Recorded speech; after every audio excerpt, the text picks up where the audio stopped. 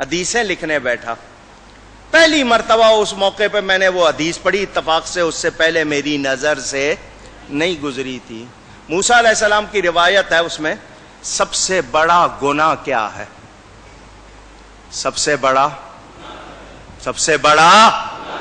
ہم سمجھتے ہیں کسی کو قتل کر دینا, غیبت کر دینا, زنا کر لینا, شراب پی لینا ہے, ہم تو اس کو سمجھتے ہیں.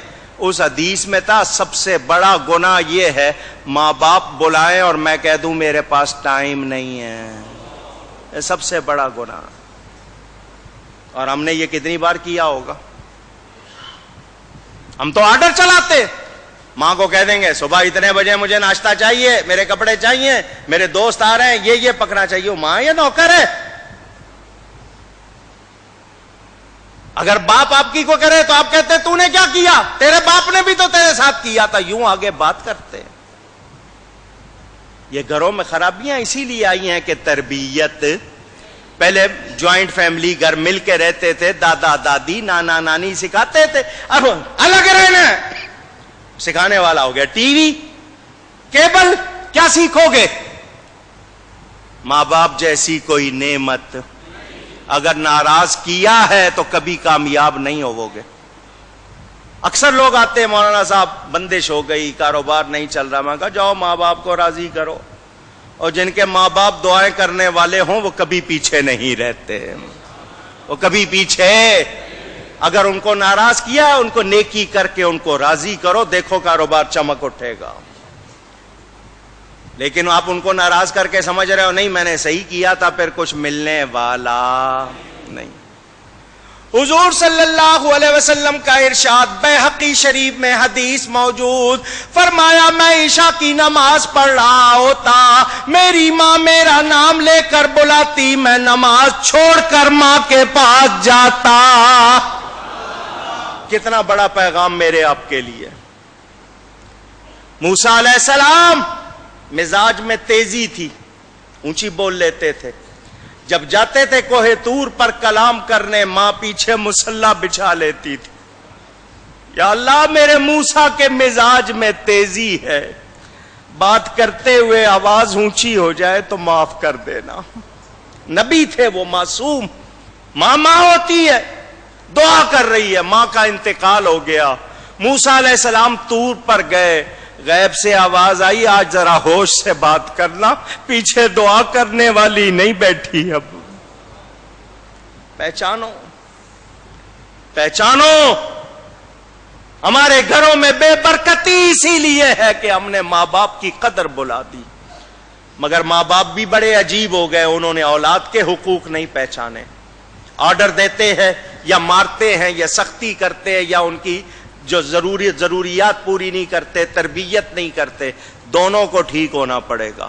اولاد پر ماں باپ کے 6-7 حق ہیں, ماں باپ پر اولاد کے 80 سے زیادہ حقوق ہے.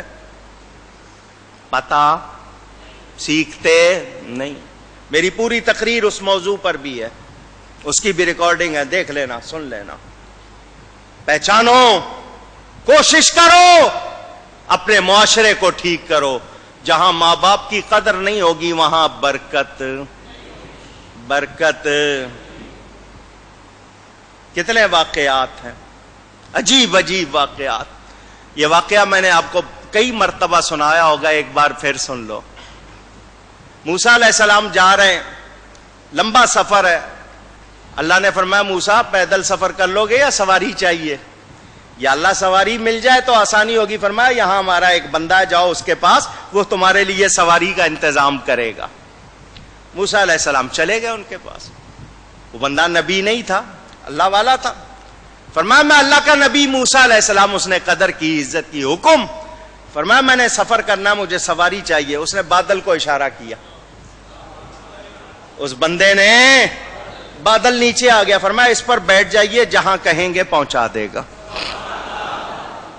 موسیٰ علیہ السلام نبی ہیں, نبی کے ذریعے اس کی شان دکھانی تھی اللہ نے, نبی کی زبان سے لوگوں کو پتا چلے. موسیٰ علیہ السلام بیٹھ گئے اس پر. بادل جب اونچا ہوا, یا اللہ اس بندے کو یہ کمال کیسے مل گیا؟ اللہ نے فرمایا موسیٰ اس نے اپنی ماں کی بڑی خدمت کی, اپنی ماں کی بڑی خدمت کی. اس کی ماں نے ایک دعا دی تھی. اس کی ماں نے کہا تھا یا اللہ میرے بیٹے نے میری کوئی بات نہیں ٹالی, تو اس کی نہ ٹالنا. اس نے میری کوئی بات کبھی ٹالی نہیں, تو اس کی نہ ٹالنا. بس ہم اس کی ماں کی دعا کی وجہ سے اس کی ہر بات کو پورا کر دیتے. اندازہ کرو. ماں باپ کی قدر پہچانو. اگر وہ وفات پا گئے ان کے لیے نیکی کرو, ہر دعا میں ان کے لیے نیکی کرو. جو صدقہ دو ان کی طرف سے دو, تمہیں بھی ثواب ملے گا, تمہارا ثواب کہیں نہیں جائے گا, ان کی روح خوش ہو جائے گی.